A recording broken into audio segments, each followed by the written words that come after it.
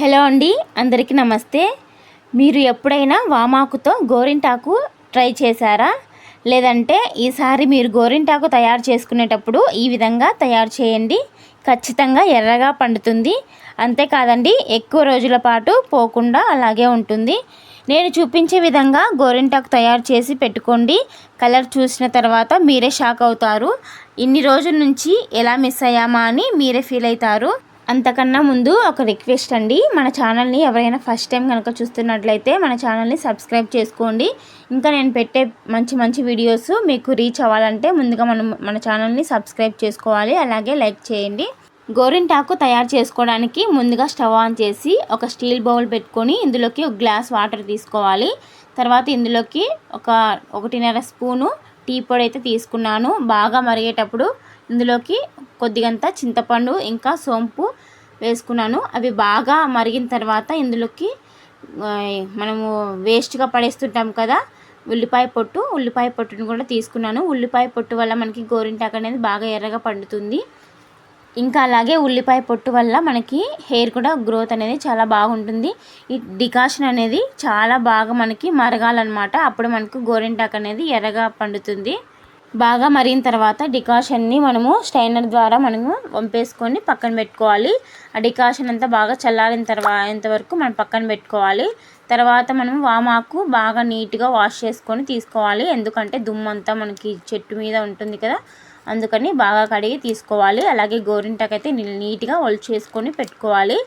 తర్వాత మనము ఇప్పుడు మిక్సీ జార్లోకి గోరింటాకుని వేసుకోవాలి. కొద్దిగంత పక్కన పెట్టుకొని గోరింటాకు కొద్దిగా వేసుకొని మిక్సీ పట్టుకుంటే సరిపోతుంది.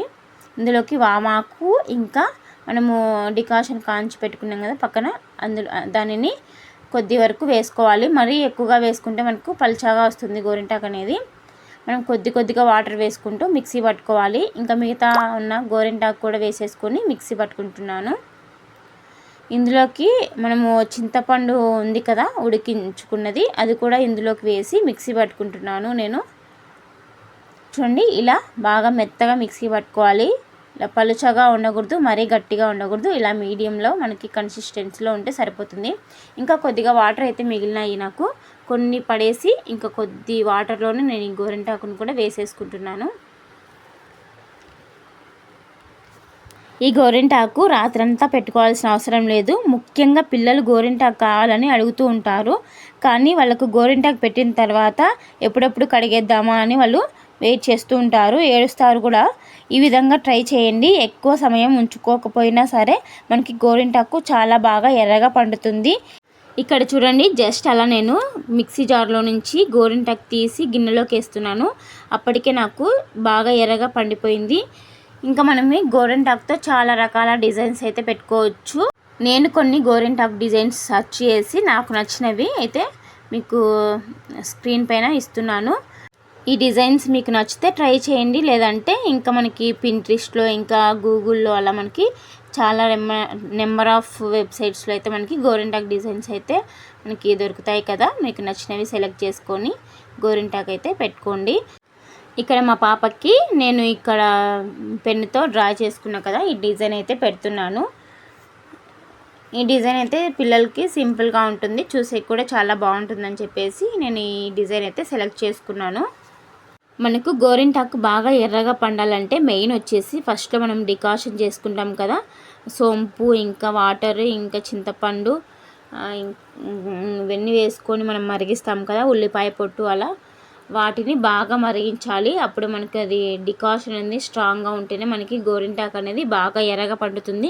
ఇక్కడ చూడండి, మా పాప అయితే ఒక 5 మినిట్స్ పెట్టుకుంది అంతే.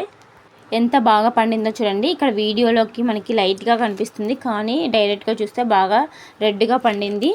ఒక 10 మినిట్స్ అలా పెట్టుకుంటే ఇంకా బాగా పండుతుంది. పిల్లలు తెలిసిందే కదా, చిన్నపిల్లలు ఎక్కువసేపు పెట్టుకోరు. పెట్టుకున్నప్పటి నుంచి వాళ్ళు ఎప్పుడెప్పుడు కడిగేద్దామా అని చూస్తుంటారు కదా. మా పాప కూడా అలానే కడిగేసింది, అందుకే మనకి లైట్గా అయితే కనిపిస్తుంది. ఇంకొకటి, చాలామందికి ఒక డౌట్ అయితే ఉంటుంది, టీ పొడి ఏది తీసుకోవాలి అనే డౌట్ అయితే మీకు ఉంటుంది కదా. మీరు డైలీ ఏదైతే ఏ టీ పొడి అయితే యూజ్ చేస్తారో అదే తీసుకోండి, సరిపోతుంది. ఇదే పర్టికులర్గా ఇదే టీ పొడి తీసుకోవాలనేది అయితే ఏం లేదు. మీరు ఏదైనా తీసుకోవచ్చు, ఏ బ్రాండెడ్ అయినా తీసుకోవచ్చు. టీ పొడి, సోంపు, ఇంకా చింతపండు, ఉల్లిపాయ పొట్టు వల్ల మనకి గోరింటాకు అనేది చాలా బాగా ఎర్రగా పండుతుంది. ఖచ్చితంగా ట్రై చేయండి. మీరు కూడా ఎలా వచ్చిందో మీరు కామెంట్లో అయితే చెప్పండి. నేను చేసిన ఈ వామాకు గోరింటాకు మీకు నచ్చినట్లయితే మీరు కూడా ఇంట్లో ఖచ్చితంగా ట్రై చేసి ఎలా వచ్చిందో నాతో కామెంట్లో షేర్ చేసుకోండి. ఓకే అండి, బాయ్.